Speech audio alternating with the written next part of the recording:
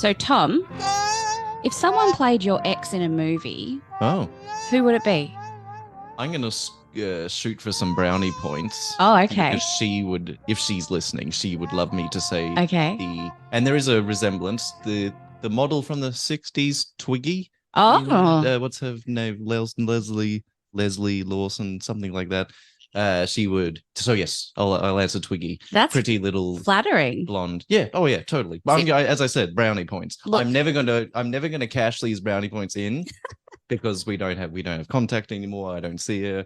But if she listens and hears me say that, brownie points up the wazoo. see, we, Et tu, Brute. yeah, look, we were sort of talking about this off mic, and I was like, what's a celebrity that's like a really smarmy guy with a super punchable face that everyone likes at first and then doesn't? So And we some went through. names were being thrown around the room. They were So being we went with both of the Franco brothers who were like, Zane thought that he was talking about James Franco and I was talking about Dave Franco, but like after party sleazy Dave Franco.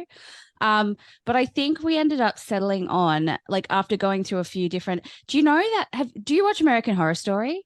I've seen early iterations of it, but So not in all. the later seasons, there's a guy who literally plays the Antichrist Okay. Okay. called Cody Fern, and I'll show you a picture. That is Yeah. sort of a picture. And Yeah. I reckon like even the hair is sort of a little bit like the particular ex that I'm talking about. He literally played the Antichrist though, so he's got enough cred for the Yes. role of playing my ex-boyfriend, I think. Welcome to Ghosts of Boyfriends Past. Uh, I'm Liz Best. with a bemused Thomas Harris. Hello, one, and hello, all. And it is a main episode today, which means Yes. that we have a guest. Now, I'm Hmm. quite excited about our guest today. I found her because somebody sent me an article that CNN had written about this woman. And thank goodness she is quite a renowned comedian because I was able to track her down quite easily and Yes. email her to ask her to come on the Bit podcast. of- So we have Scottish comedian currently living in New Zealand, Samantha Hannah. Hello, Sammy. How are you? Kia ora, I'm well. How are you both doing? Good. Thank you. Thank you so much for joining us at it's a little bit later at night there than it is here. But I just after reading your story, and I'm not going to give any spoilers away like off the bat, I just was like, I could read this story out on the podcast, but how great would it be if I could actually get her to come on and tell the story herself? So thank you for saying yes so fast. Absolutely, it's a good one, dear readers. So yeah, kick back in your recliners there, or however you enjoy this little show, because Samantha's brought a good story all the way from Scotland, landed in New Zealand, so they're in our neck of the woods for ease of recording, which was convenient. And she's actually got some comedy shows coming Yes. up. So what we'll do is we'll get you to plug the heck out of that at the end of the podcast, just to make sure that everybody goes who is in New Zealand to buy a ticket to see this show. Good.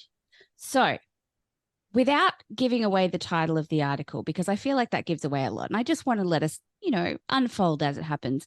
So you in 2018, I think the article said that this sort of started. So give us a little bit of an intro as to where your life was at the start of this whole journey.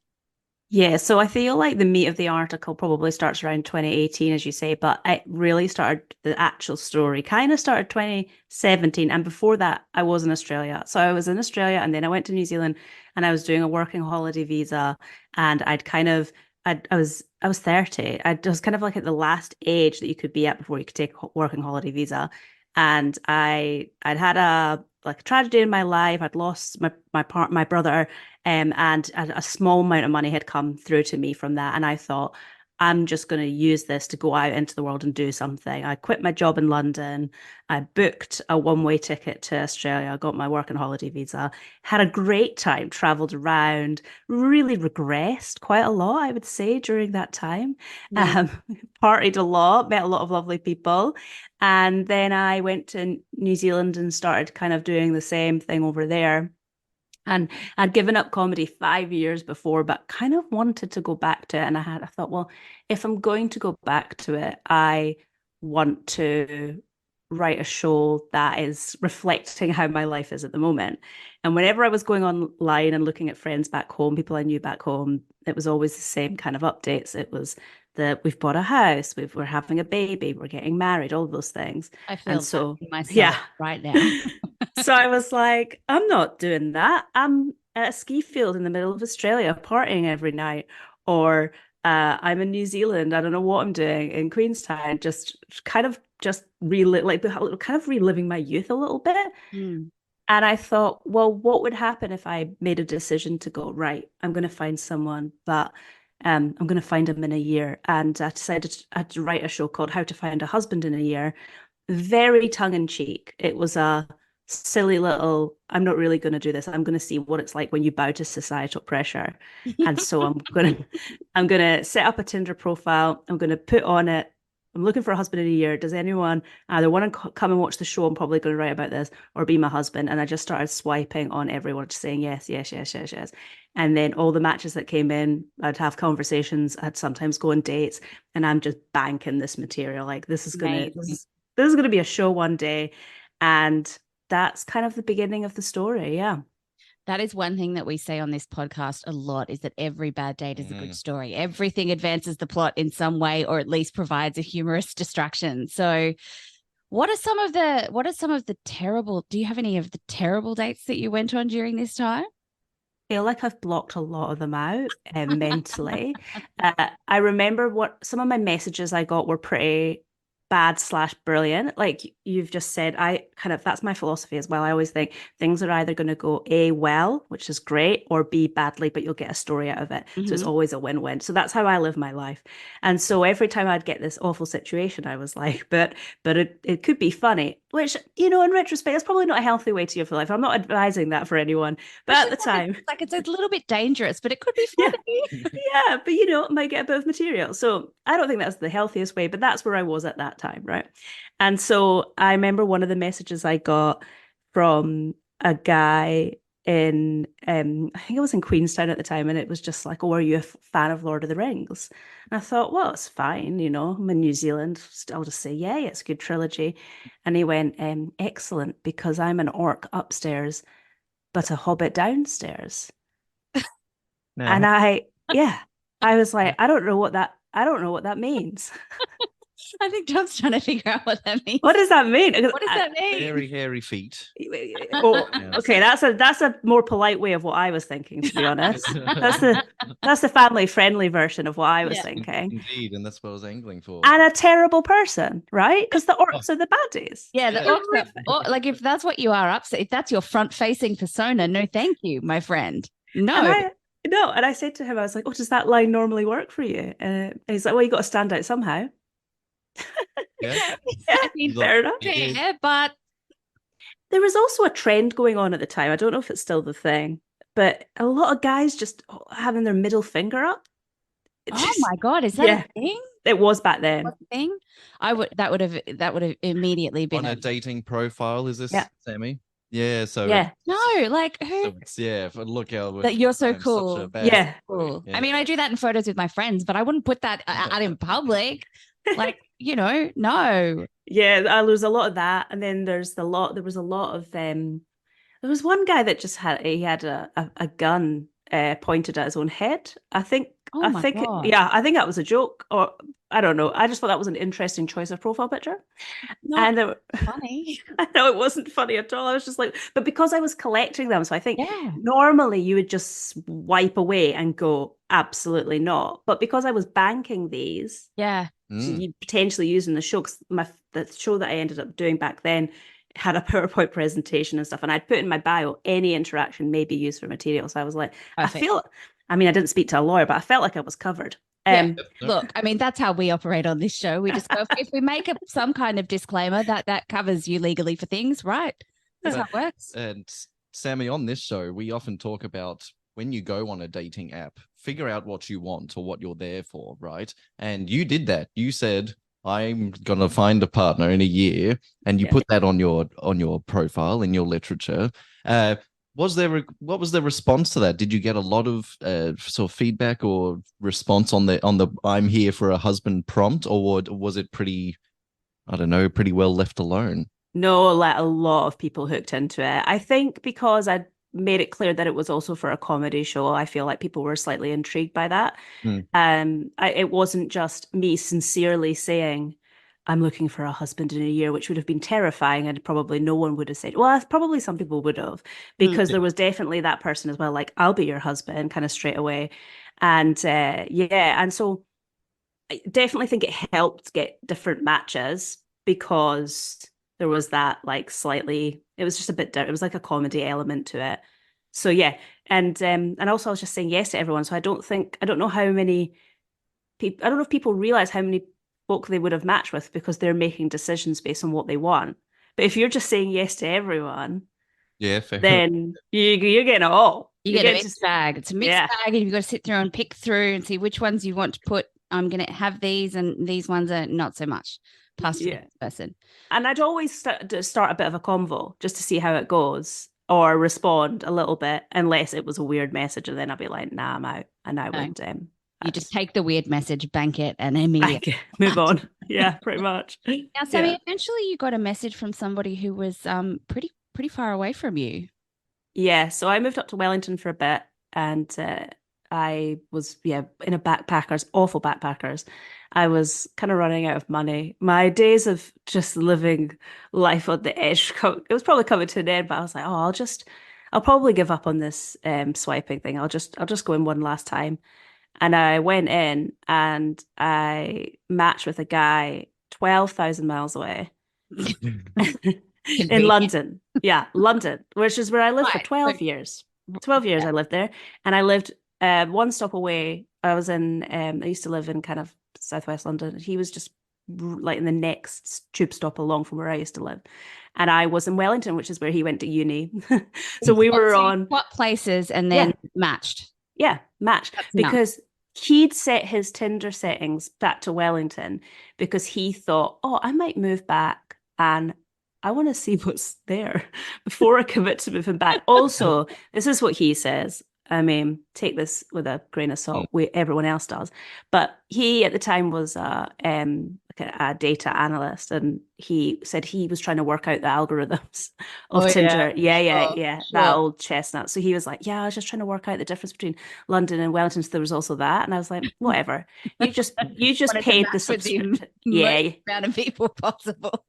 And the problem in New Zealand is such a small place. So when he was looking, it was mostly people that you're like, oh, I know them, or vaguely related to them.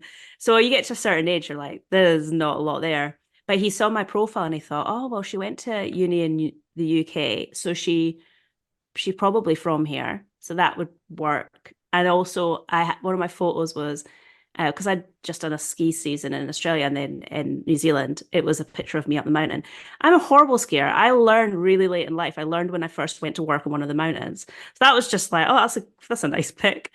Put it up.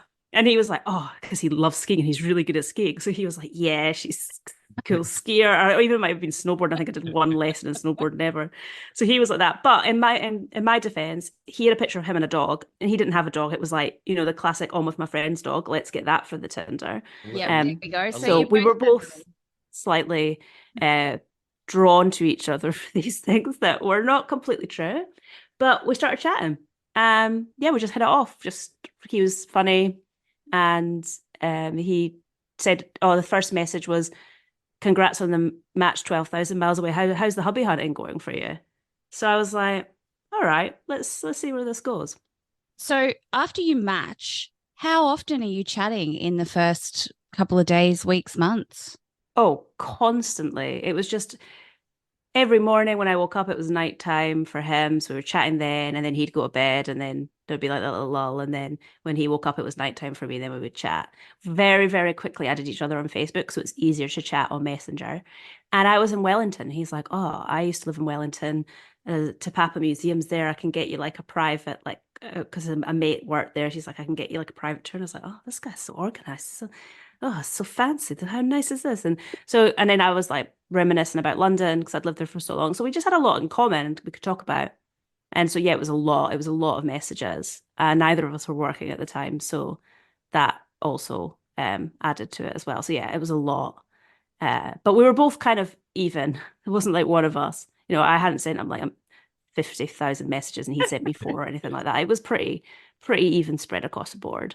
And Sammy, when you're sort of initially talking to someone online, you make a connection, a bit of long distance. Do you reckon that long distance helps, I don't know, facilitate conversation? Because Knowing that you don't have the pressure of you having don't to have to meet go up on a straight date with away. this person. You don't have to sort of physically see them and or be confronted by them or anything. Do you reckon that, in your case and for everyone else, is that an issue? Is that a consideration?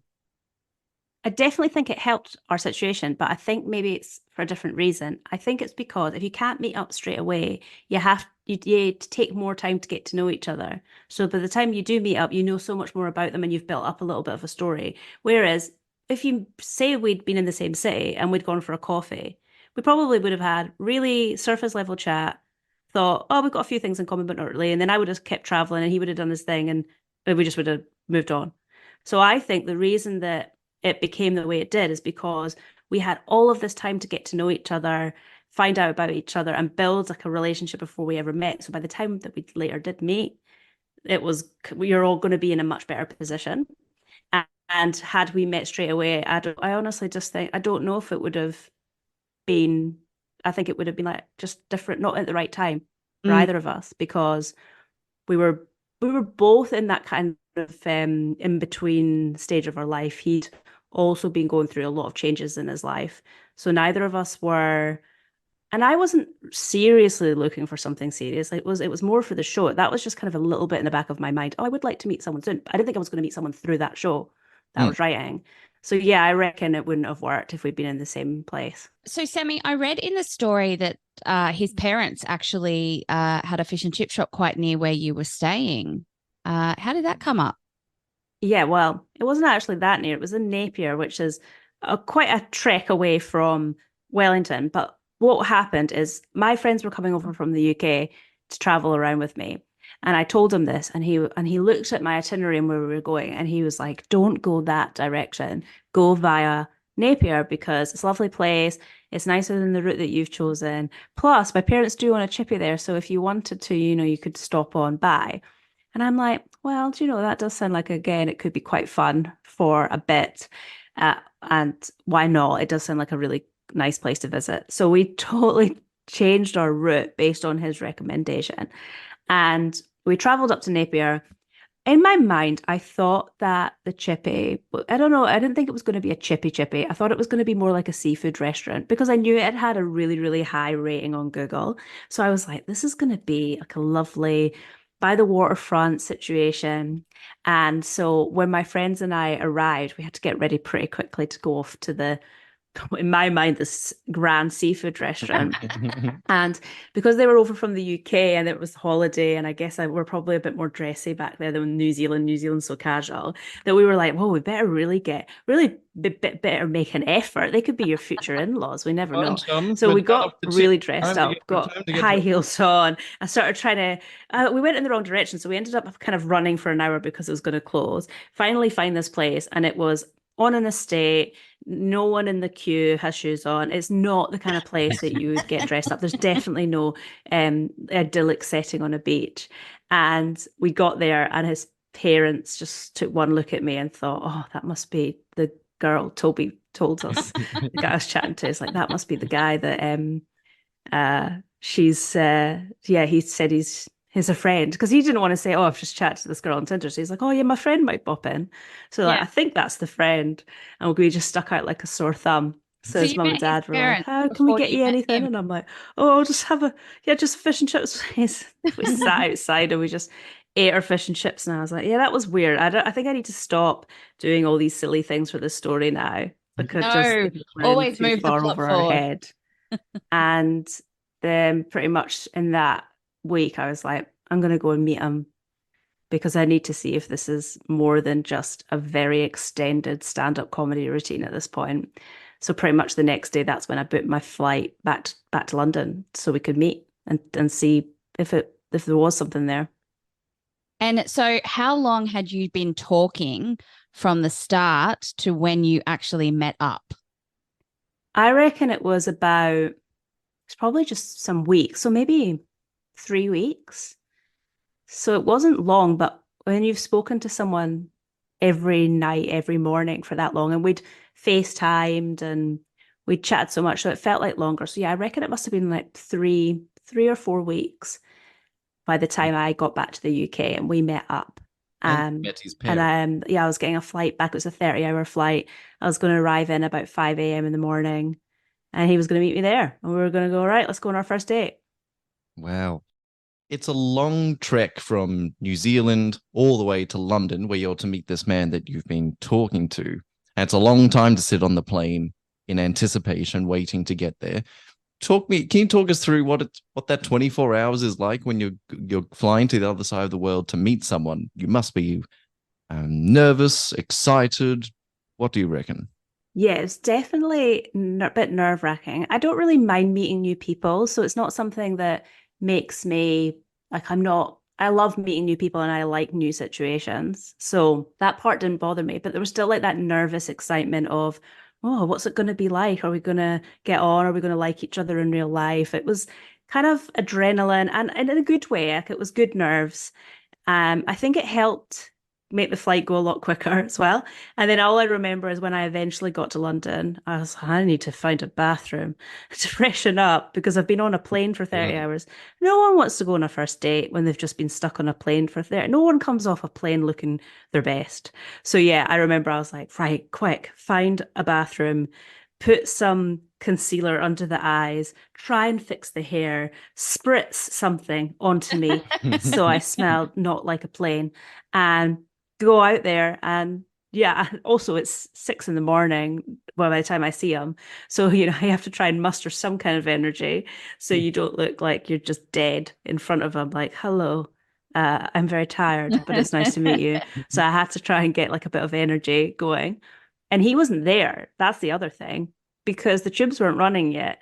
He'd miscalculated that. So I got to the place, I was looking around, I was like, I don't see him. So I was like, oh, maybe I've been catfished. It's going to be like an That would MTV feel crew coming out going, oh, it was this weird guy.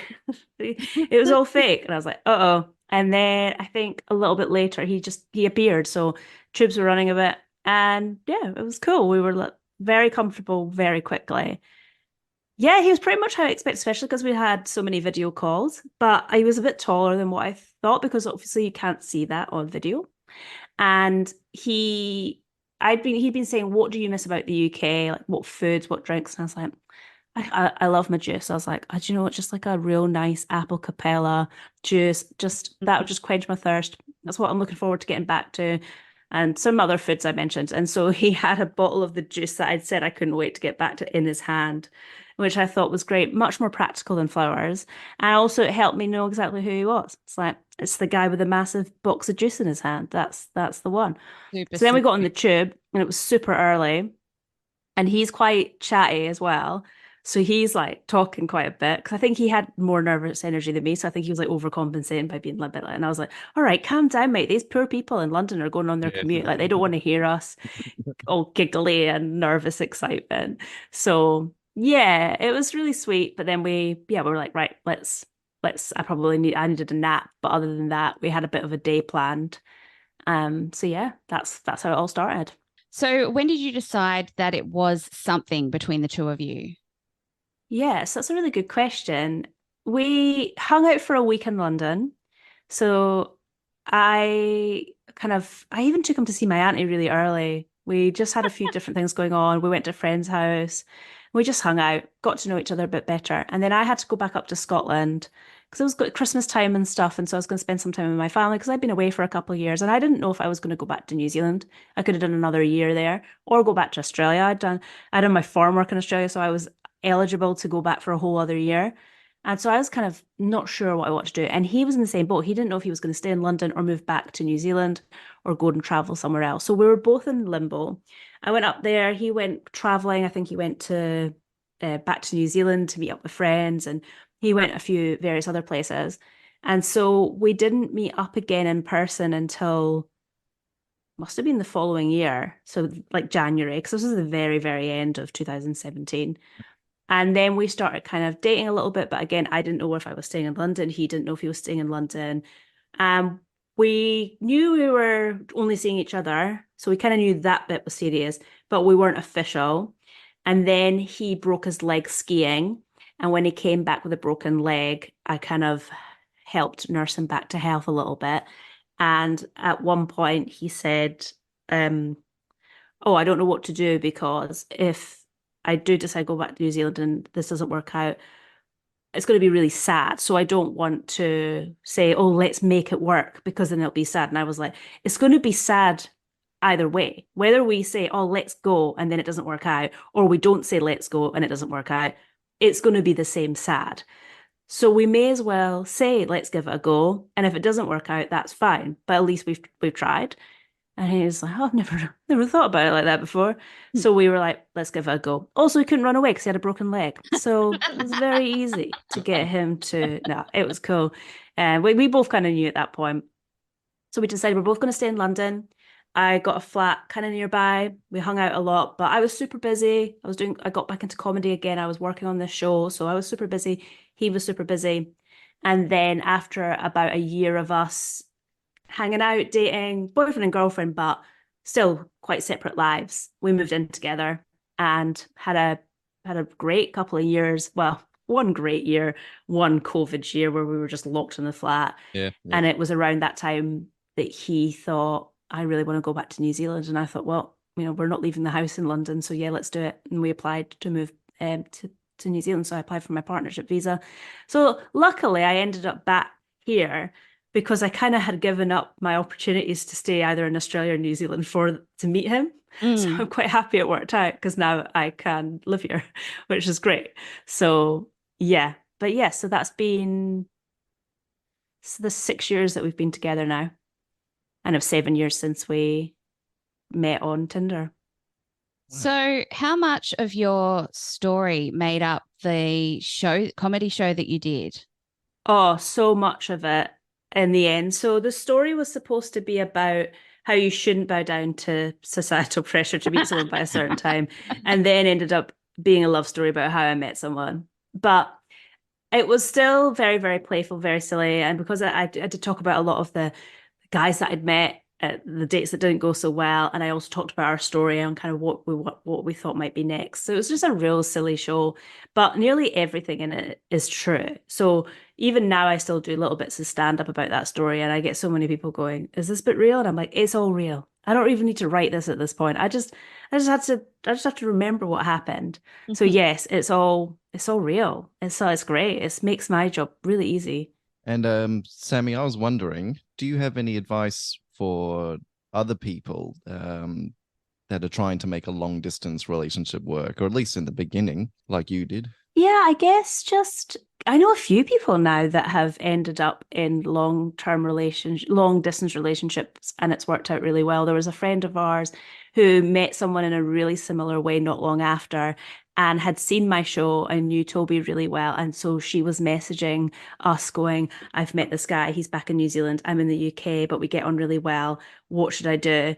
And we were like, just go for it. They got married last weekend. So I know so many stories like that. And then recently, because the story came out on CNN, I've had messages from people all around the world sharing their stories.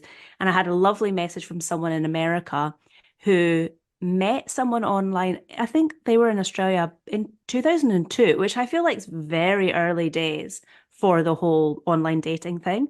She came to New Zealand for a little bit, was in Australia, went back to the US, was married to him for 22 years, and sadly he'd passed away. And she just sent me this message to say that reading the story of how Toby and I met just brought a lot of those memories back for her, and she just reminisced. I know it was so sweet. And so I've had a few messages like that. So I guess my advice is just, like, if it seems good, don't let the long distance part put you off. As long as you both want the same things, I think that's key. Because obviously I knew in my story, I was looking for someone. I was looking for a husband. That was tongue in cheek. But very early on, I was like, what are your non-negotiables? And Toby and I discussed our non-negotiables. And we knew from day dot what they were. And mine was, you have to want a cat one day. You can't be a fussy eater. You have to like things like mushrooms. And the third one was, you'd have to want kids one day. And Toby said, I'm more of a dog person, but cats are fine. I I'm not too fussy. Mushrooms are good. He was fussier than he made out, but he's actually got so much better, so it's great. He eats most food now. And then the third thing was, yeah, he would love to have kids one day. So we already knew that we were a really good match. Also, he's now the biggest cat guy because we got a cat 2 years ago, and she is his pride and joy I've ever seen. She just looks. He's now admitted after a few drinks. He's like, I'm a cat guy now. So I reckon non-negotiables at the start. Figure out what the other person wants, and if it's the same, and you can afford to get a flight, give it a go. But just also be safe. Like, don't put yourself in any unsafe situations. I knew he was who he said he was because I'd met his parents. I'd been to their fish and chip shop. Yes. So normally at this point of the podcast, we talk about what we learned, and you've sort of talked about a few of them, but what are some of the things that you've learned from this whole experience as a whole? I think things can change. Life can change at any point, and you never really know when it's coming. And I was having a lot of fun traveling, but there was definitely parts of my life that I was not 100% happy with. And I knew that I did want some change. I knew I wanted to settle down. I knew I wanted to meet someone long term. I kind of knew that I just want to have a slower pace of life. And as soon as I started kind of looking for that and putting myself in a position where I could maybe find that, that's when it happened. So I think I also, this is another thing, because this story has come out and it's kind of come out before. I do get a lot of messages asking me for advice on how to meet someone, and I don't know the answer to that. And I know it's hard when you do want to meet someone and you don't. I totally understand it's hard, but you never know when it is going to happen. So I guess it's just, my life is so different to how it was 7-8 years ago. So it's just enjoy what you have at the time, and you never know when things could go in a different direction, and you can start building towards that life whenever. And as soon as I put myself out my comfort zone and started trying all these different things, yeah, all this fun stuff came with it. And I had so much fun as well. Like, I'm really glad I went through that regress partying stage. It was great. I got a lot of stuff in my system. But I also really like my very kind of, I have a very steady life now. I just come home and, make the dinner and pet the cat and curl up on the sofa. It's so boring, but I love it. Yeah. But look, if you don't regress a little bit in your 30s, are you even doing it right? Like, exactly. Yeah, you've got time. You could do it. I could do it again if I wanted. Be 40 soon. Maybe I'll have another big blowout. Maybe just before every decade, I'll have a little, just have a little blowout. I think that's absolutely the way to go. Yes. Yeah, absolutely. And it's all valid. It's all correct. So, Tom, what did you learn from this story? One idea I wanted to touch on was at the beginning of Samantha's story. She said she was looking around her friends' social media sites, right? They're for her friends' Facebooks or Instagrams, similar, and was comparing their lives to her own, right? And societally, we sort of advise, well, don't do that. Don't compare yourself to other people on social media because they're curating a very, they are curating a version of their life to put online for the rest of the world to look at. And the advice is we shouldn't do that, right? Mm-hmm. We shouldn't compare your life to the very fabricated life that people are putting on. However, Samantha did this and found sort of inspiration or motivation to do something, to make a change in her life, and which forced her to write a comedy show, to meet people, to meet new people. So I guess in my lessons learned, it's trying to find, where do we square the difference between copying or like looking at other people's social media profiles and actually, living your own life and finding your own motivation and all that. What do you reckon, Liz? There has to be a gray area, a nice middle part where one can happily play.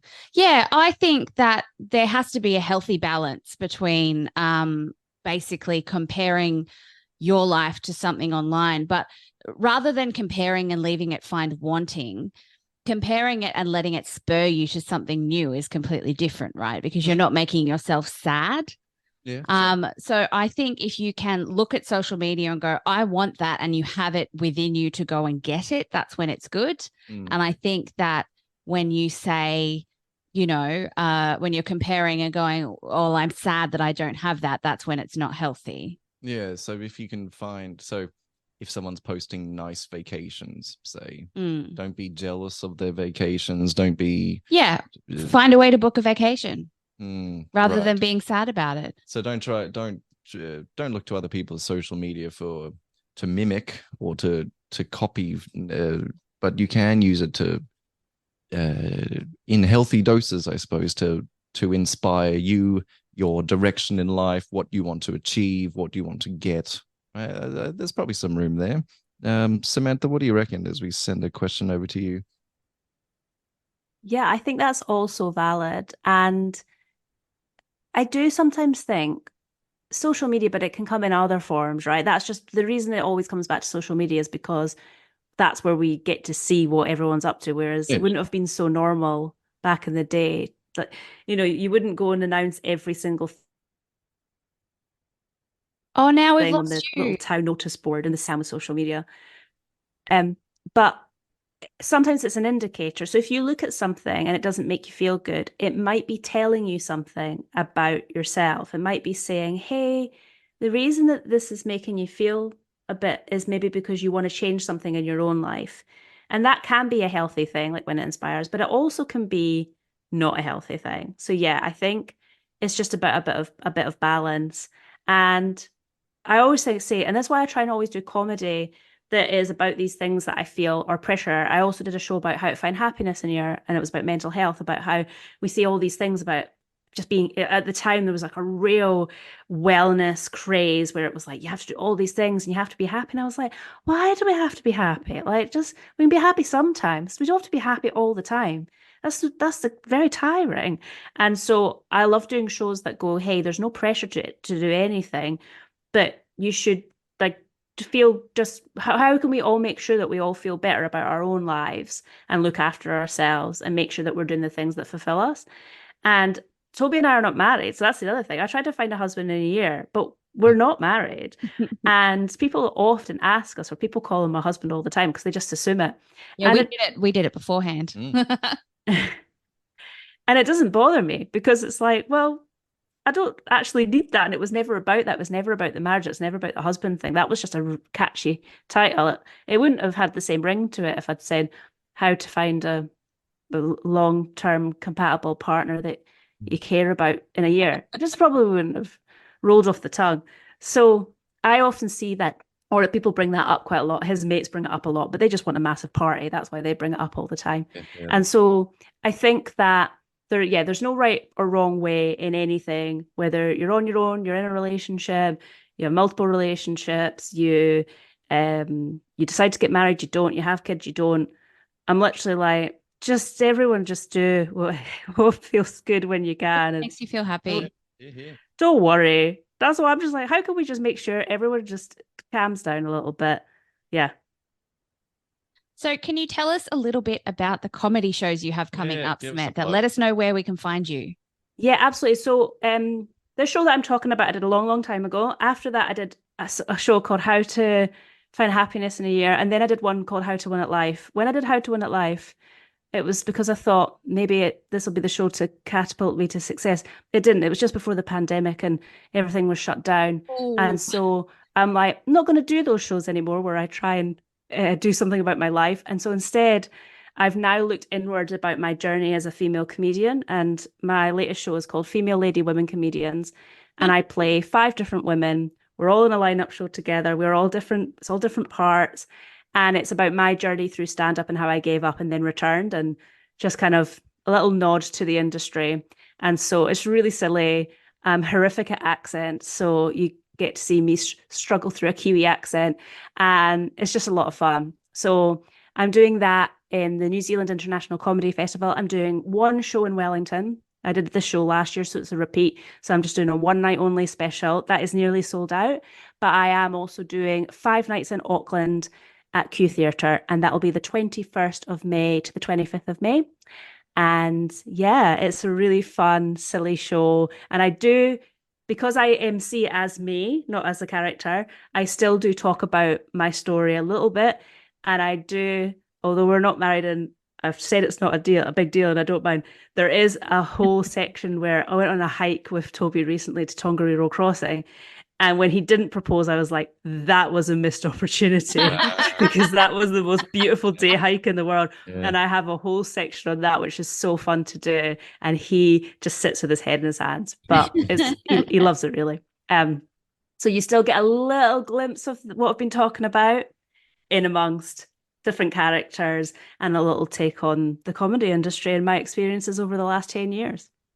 We will put all of those details in show notes for you, so that people know where they can see you. Yes, readers in New Zealand, get along to Wellington, get along to Auckland to see Samantha's shows, please. I'm not going to tell you again. I'm asking politely once, and that's it. That's all you're getting. Liz, did you have any little wrap-up thoughts of yourself before, as we meander? You've happy with what we've covered in this little show? I'm pretty happy with the lessons that we've learned so far. I think Samantha's done a really good job of covering everything that I was sort of thinking anyway. So Thank you so much for joining us, Sammy. It's been an absolute pleasure hearing your story. And yeah, we're having a few audio issues at the moment, so that's why everything's a bit like weird and PC, but oh, we try, dear readers. We try. We've got Samantha in from New Zealand online via Zoom, although other applications are available. We do it all the time. We Zoom you in from around the world. So write in, send your stories to ghostsofboyfriendspast@gmail.com. We'll get you in on a Zoom call and we'll make it work. Otherwise, we get you into the studio. We can do that if you are locale to Brisbane. As we meander around, send us your thoughts, send us your questions, send us your feedback to ghostsofboyfriendspast@gmail.com. We don't want just your stories. We want your advice. We want, I heard this episode from 3 years ago, and here are my thoughts and feedback on it thusly. So please let us know. Jump on Facebook. There's a little Ghosts of Boyfriends Past group therapy group where fans of the show, Liz and I, pop in, ex-guests from the show pop in, and it's memes, basically. It's meme central over there on Facebook. There's about 80% memes, 20% earnest discussion. Good advice. Really good advice, especially from me. Great advice from me. Fantastic advice from Liz. So we round of applause around the globe for Samantha today. Thank you. Thank you so much for having me. It's been great chatting to you both. I really appreciate it. And yeah, I'll be listening. I'll be listening to the next one. Wonderful. Great. And look, if you get on Tinder and you see someone that's a little bit further out of your comfort zone, my advice is just to go for it. Yeah, why not? Shoot the shit. Like, why not? Why not? You could end up with somebody that you end up, being with for 6 years.